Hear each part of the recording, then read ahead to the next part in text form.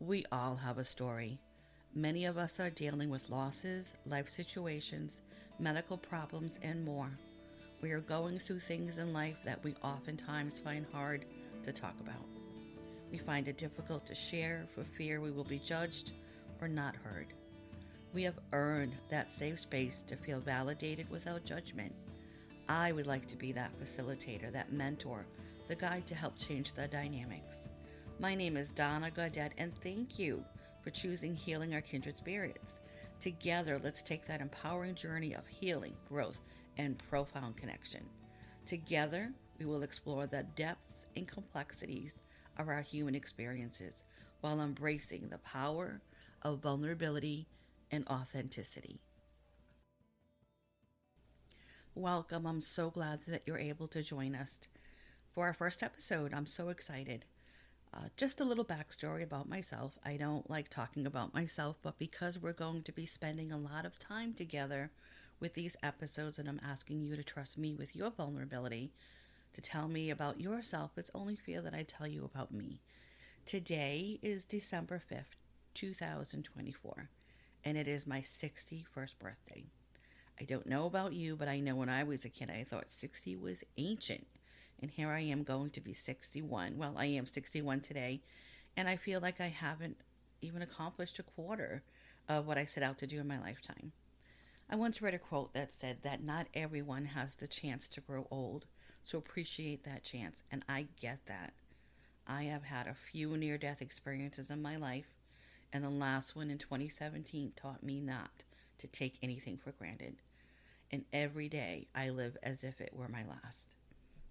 I have been waiting and wanting to do a podcast for a few years now, but it just seemed like it did not come together because I just didn't feel like all the parts fit in the way that I needed it to do at that time.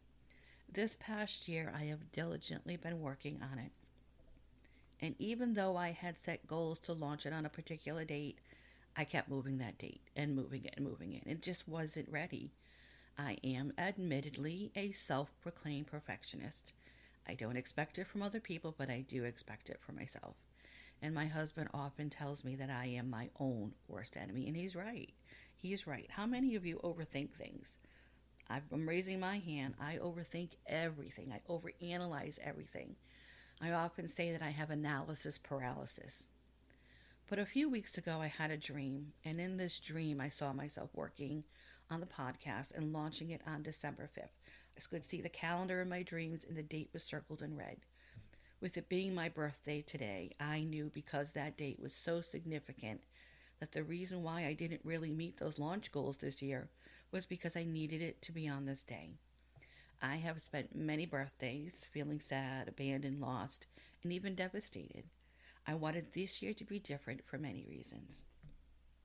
Just to give you a few examples, in December 1983, I had been married for just 7 months, my first husband, and we knew we wanted to start a family early on in our marriage. I did marry young, but that was by choice. I always knew I wanted to get married and have a family. On the morning of December 5th, 1983, I went for a pregnancy test that morning. I headed to work like I normally did, and later that morning, I had gotten a phone call that there was a fire in our apartment. We rushed home and found our apartment engulfed in flames. We lost everything. And being newlyweds, we didn't know about renter's insurance or much else for that at all. And we were devastated. I lost my cat Tiger Bell amongst the total devastation. I lost a few items I had from my grandmother, and everything was a total loss. We had to start all over again. And that afternoon, while sitting in a neighbor's apartment, I was reminded I needed to call the doctor to get the results of the pregnancy test. I called the doctor's office to find out, and I was told I was pregnant. That day held such a duality for sadness and joy at the same time. My husband at the time and I were suddenly homeless, and I was going to be a mom in about 7 months. Thank God for family. We lived with family for a few months until we could start all over again. And unfortunately, a few months later, I miscarried and lost the baby. And that's a loss that I relive every year.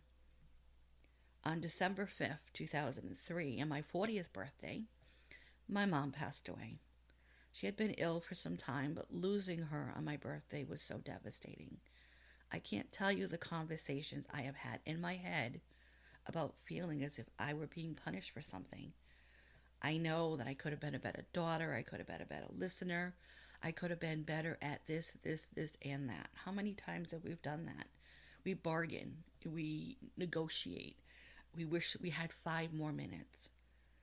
I know that her passing was a blessing cloaked in sadness because she suffered for so long, but it doesn't make the loss any less.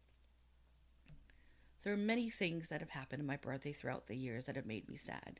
And from the time I was a little girl, I'd always been sad on my birthday, and I never knew why. As I got older and events happened, I kind of just thought that it was something I just needed to accept.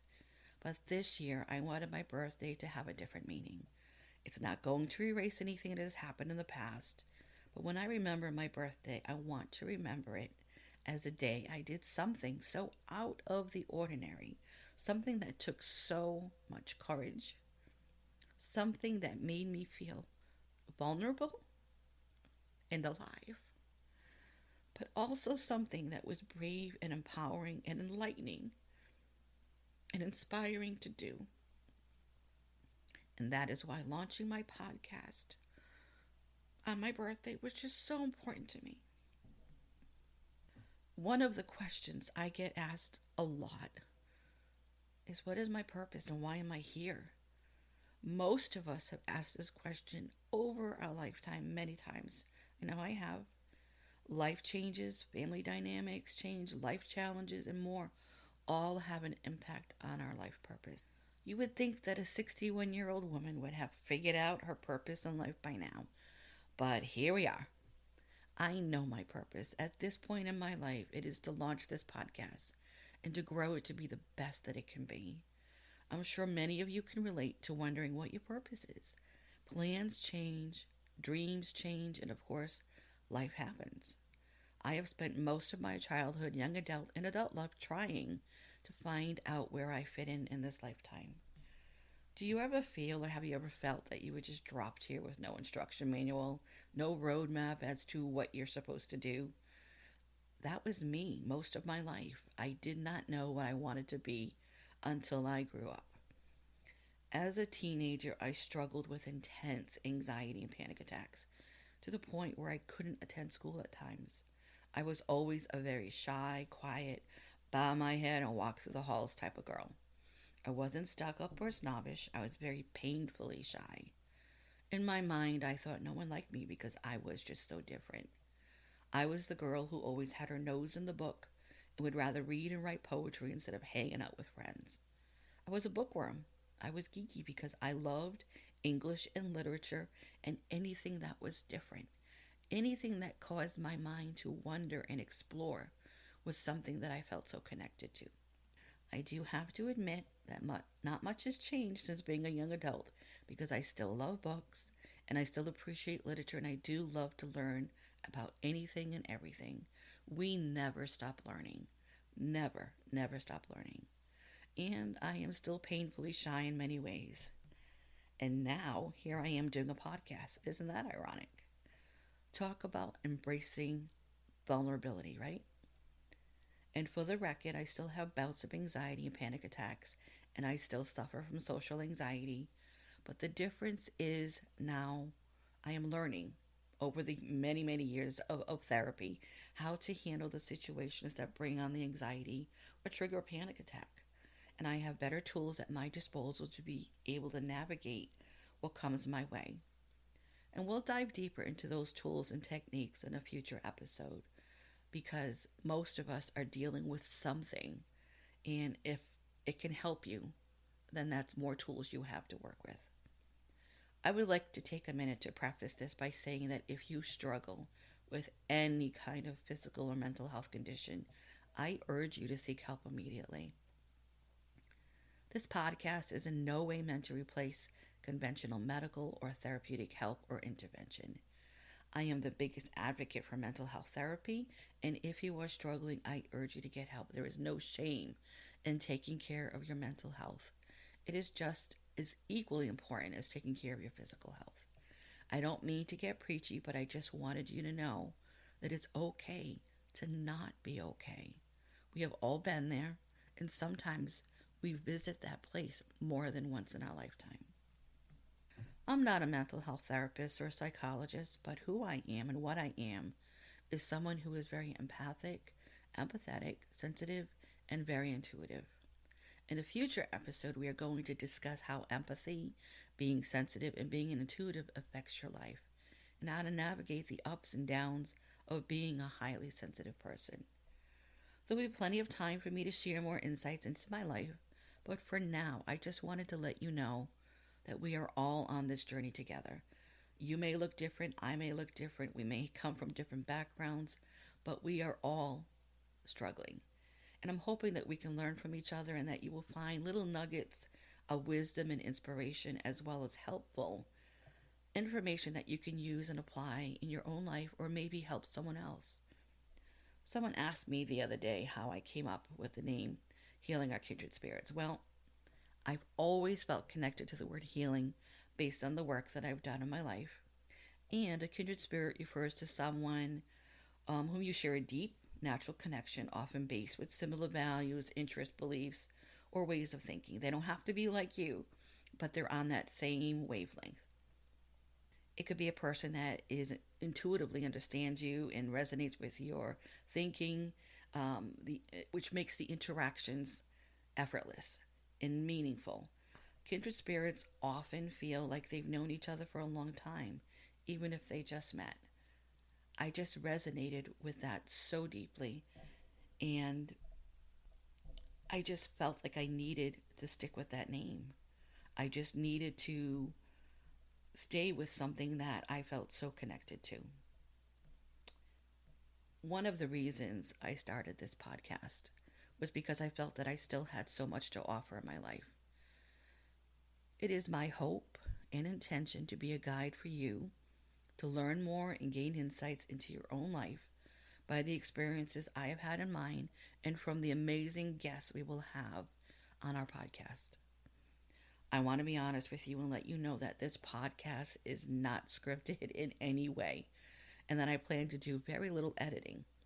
I truly believe that in order to be authentic and show vulnerability and just be myself, if I choose to make it perfect by over editing every little hiss, noise, or pause out, it would be a disservice. It would be the exact opposite of vulnerability and authenticity. So even though I may not be to the level of a podcast you may listen to or a podcast you hear on a national level, I am not here to compete with anyone. I'm just here to offer guidance, support, wisdom, empathy, and understanding. I have always believed that life is full of teachable moments, and when we can grasp onto something that someone else has been through, we can learn, and then we, in turn, can be better. When we know better, we do better. Write that down. When we know better, we do better. I know many of us are running on empty and many of us are depleted. We're worried and we're scared. We don't know what's going to happen with our jobs, our living situations, or even relationships. Many of us are just one paycheck or electronic deposit from being homeless. If you are out there listening to this and you are struggling, I just want you to know you're not alone. We all have a story, and until you're ready to share that story, sadly, we often suffer in silence. We're all going through a human experience. You may be sitting there listening to this and thinking, what experience do I have with being worried about a paycheck or the price of groceries or health of loved ones? I assure you, we all struggle in different ways, but we all struggle the same way as well. What you worry about, I worry about. What your struggles are, I have them as well. I have a question that I'd like you to think about for a moment. With everything going on in your life, if you're not happy with it or you're struggling, what would you do or what could you do if you knew you could not fail? I know that's a loaded question, and the answer is for you to decide, because whatever you choose it to be, there is no right or wrong answer. But I want you to answer it in your heart truthfully. What would you do if you could not fail? It's never too late to examine your life or to make different choices. If something isn't working for you, change it. We have free will. We are not planted where we are. We're not trees. We have the ability to make different choices. The great late Wayne Dyer said, when you change the way you look at things, the things you look at change. Let me repeat that again. When you change the way you look at things, the things you look at change. Change is not always easy, but at times it's often necessary. If you want change bad enough, you can and you will make it happen. How many people go back to school as an adult? I did. And it was hard. And I want you to know that just because something may be hard or maybe feel impossible to do, it is always possible. I don't know if you've seen this before, but the word impossible, impossible, has the word I'm possible in it. Write it down, you'll see what I mean. If you're struggling, I get it. I have been where you are. I have lived on the path of uncertainty, of losing everything, of losing loved ones, and even losing myself many times. I have been on that brink more times than I can remember in my lifetime. The reason I am here today, still standing and still able to function on some level, is because I had faith in my ability to overcome whatever life threw my way. I may have done it kicking and screaming, but at the end of the day, and sometimes it's hard, but it was worth it. I was responsible for my life, not anyone else. And sadly, if you're waiting for someone or something to rescue you, you may be waiting a long time. You need to rescue yourself. You can do it. Like many of you, I am a survivor. I am not a victim. I will never be a victim. I will never look at myself or identify as a victim. I prefer to refer to myself as a survivor, as a facilitator of life, of someone who makes a conscious choice to see the situation differently and find solutions. And I have to admit, on some days it's easier than others, but you keep on going. I don't believe in toxic positivity. Sometimes the worst thing someone can say to you is just be positive, just think positive, just be positive. Does that really work? I've been that way parts of my life where I just had that mentality of thinking, but I have learned over the years and seen and read articles about toxic positivity. We're going to talk about that in an upcoming episode, but I do believe that our thoughts are so powerful and so empowering that what we put out there, we get back. Have you ever thought about buying a car and then all of a sudden you see that particular make and model everywhere? I'm telling you, our thoughts are very powerful. If you think crappy thoughts, you're going to have a crappy life. If you think good thoughts, you're going to have a better life. It is never too late to change your life or to turn it around.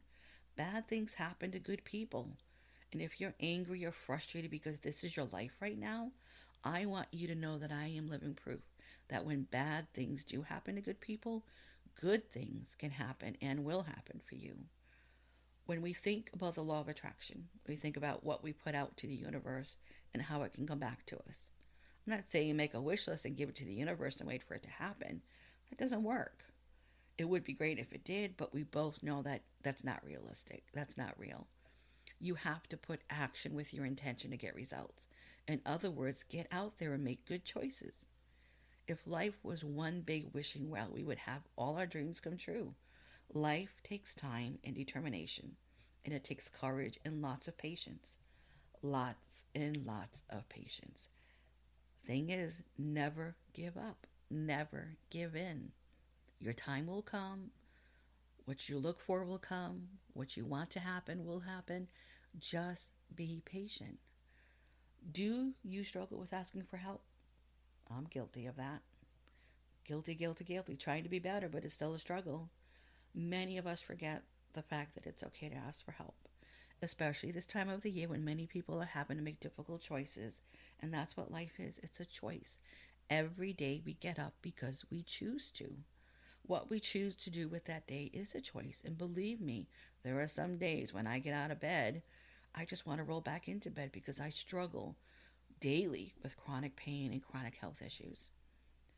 I don't want to dive too deep into it on this episode, but I got very sick in 2017 and I had to leave my job that I loved and had to give up not only my income, but something that brought me such immense joy, something that I had worked so hard toward, and it just destroyed me. It destroyed me. How many times have you felt, how many of you have felt that your identity is wrapped up in your job? I know mine was. I know my husband's was. My husband had a terrible work accident in 2021. He has not been able to return to work because of his injuries and because of the chronic pain he struggles with to this day. His identity was wrapped up in his job as well. He had to give up a job that he had for 30 years and loved. But because I went through it first, I was able to help him navigate through the emotions that came along with having to give up something that meant so much to you through no fault of your own. Like myself, he loved his job. Feeling connected to something that not only provided a paycheck but made us feel good and accomplished at the end of the day, no matter how tired we were, was a blessing. It's not that we lack other things in our life, it's just we spent so much time of our life working that it becomes your identity. And when we don't have it anymore, we just don't know what to do. And that can be a struggle in of itself, especially if you're faced with a job loss right now. If you've been something through something like this, please share on our Facebook group page. I'd like to hear from you. I would like to know how you handled it. I would like to offer support if I could. I was a nationally certified licensed massage therapist, and I had gone back to school at 42 years old because my kids had graduated high school and they were heading on their way to where they needed to be, and I knew it was time for me to try something different. I had always worked since I was 12 years old, but I never felt that I had a career that I loved. So going back to school at 42 was very challenging, and it took a lot for me to do that. And my husband was with me, and he knows how I operate. And when I was there in admissions and wanted to say I needed to think about it, he said, if you go home and you think about it, you won't do it. And he was right. So right there and then I signed up for it, and it was one of the most challenging, awesome, amazing, heart-wrenching, hard things I ever had to do was go back to school at 42 years old. And unfortunately, a few weeks later, after enrolling in the program, my dad was diagnosed with advanced stage prostate cancer. And I thought I would have to give up the program. And he said no. My husband said, no, we're going to work it out. It'll be okay. My dad ended up moving in with us, and we loved having him. My dad, my dad had an eighth grade education, but you know what? He was so wise in so many ways. My dad taught me so much about grace, gratitude, and being thankful for what you do have instead of focusing on what you don't have. Every day, I looked at this man who was battling things that he didn't talk about. He was always joyful and had a good word, never said a bad word about anything or anyone. And seeing someone with advanced stage cancer still living their life and still living every day, getting up, doing the best that he could, was something that I will take with me to my last dying breath. Through what he went through and through his grace and gratitude for life, taught me to be more grateful and have more grace. And as an FYI, if you can get to know your parent as an adult, it is so worth it. But that'll be more on another episode. We'll dive deep into that one. I want to talk about regrets for a moment. We all have them. Many of us do, and many of us live with them for many years. One of the regrets that I have is not keeping my private healing practice. I was so busy teaching adult education that I did not have the time to devote to my healing practice. And because my teaching job provided an income, and my healing practice provided enough income to cover my expenses, I had to give it up because I just could not devote the time to it that it needed. My job provided financial support, but my healing practice provided my spiritual support. I never ever wanted my healing practice to become a job. I enjoyed it way too much. I enjoyed helping people, and I enjoyed the work that it did.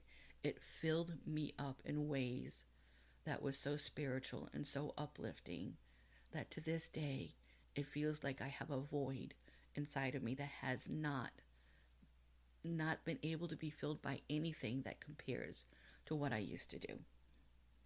So that is one of the biggest regrets that I still have in my life. And I'll touch on that later.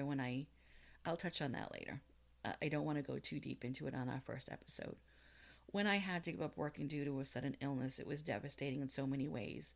And some people can heal from what they go through physically, but they are still suffering mentally or emotionally.